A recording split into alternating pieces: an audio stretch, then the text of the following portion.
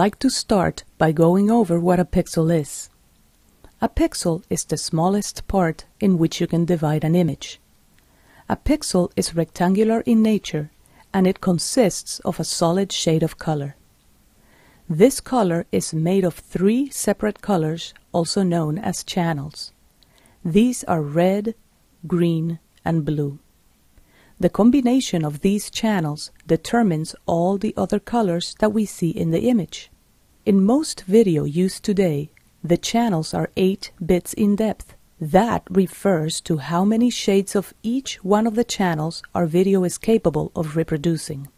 8 bits per channel means that each channel can have up to 256 shades, which means that the combination of these will give us over 16 million colors. Each and every color that we see on the screen is comprised of a value for each one of the channels.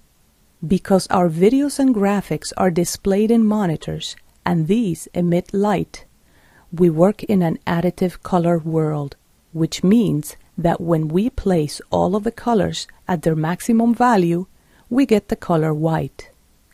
And when we have all the colors at their minimum value, we get the color black, which really is the absence of light. This becomes apparent when we create keys and other transparencies, where black, which is the absence of light, means transparent, and white, which is all of the light at its maximum value, means opaque. Our video, like I mentioned before, is measured in pixels. A video's frame size is how many pixels it contains across by how many it contains down. So, a DVD, for example, will have a frame size of 720 pixels across by 480 pixels down. Full raster HD video will be 1920 pixels across by 1080 pixels down. There are other videos that have different frame sizes. There are frame sizes of 1440 by 1080 and others 1280 by 720, etc., etc. It is important that you know what frame size your video will need so that you can create an appropriate composition to work in. Moving video per se does not exist. We have the technology to play stills at a certain speed so that the brain can connect them, so we have the illusion of movement, but in truth, we are just playing stills. The speed at which these stills change is known as frame rate. In NTSC, which is the video that we use in the United States, the frame rate is of 29.97 frames per second. 2 other video standards used throughout the world are PAL and CCAM, both of which have a frame rate of 25 frames per second. Film goes at a frame rate of 24 frames per second. Some web videos go at 15 or even 12 frames per second. Again, it is important that you know how your video was shot and how it needs to be delivered so that you can assign a proper frame rate to your composition. The next thing that I would like to talk about is pixel aspect ratio. This refers to the mathematical ratio used to describe how the width of a pixel compares to its height.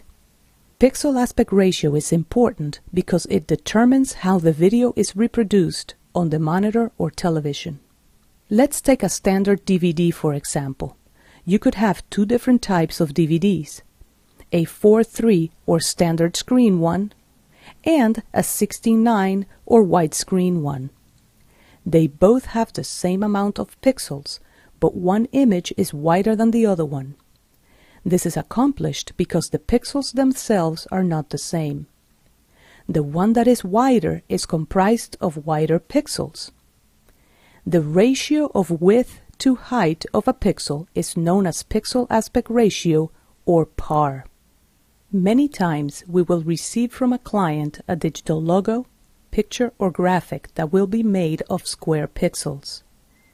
If we're working in a non-square pixel environment, we might think that After Effects will not display these graphics properly. In truth, most of the time, After Effects will display the graphics correctly because it is interpreting these graphics. Let's try it with this graphic here, which is included in your lesson files. However, this lesson is not meant for you to follow along. All you need to do is sit back and watch. I need to create a composition to place this file in. We will be talking about creating new compositions in later lessons. To create a new composition, I'll go to Composition, New Composition. I'm going to choose a preset for NTSC-DV and I'll click OK. All I have left to do is place this graphic in the composition. I'll just drag it to the timeline. As you can see, even though the file itself is comprised of square pixels, the composition is comprised of non-square pixels. After Effects is still displaying the graphic properly. If, by any reason, After Effects does not display the image properly, all you need to do is interpret the image and the problem will be solved. To interpret your file, select the file in the project panel. That just means click on it. And now go to File, Interpret Footage, Main, and in here you can indicate to After Effects how you would like for it to interpret your file. In this video, due to my monitor resolution, I have my Interpret Footage dialog box partially off screen. When you use the Interpret Footage dialog, you will see the OK button on the bottom of the dialog box. When you're done, just click OK.